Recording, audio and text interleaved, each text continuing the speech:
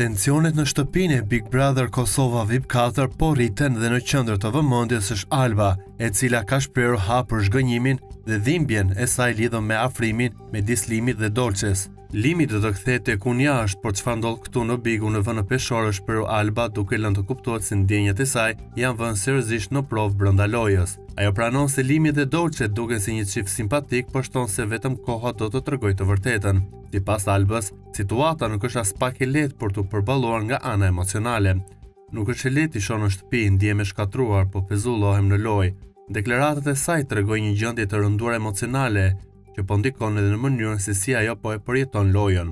Më e forta nga akuzat e saj lidhet me faktin se Limi sipas saj ka nisur një njohje të re, pa u sqaruar më parë me të.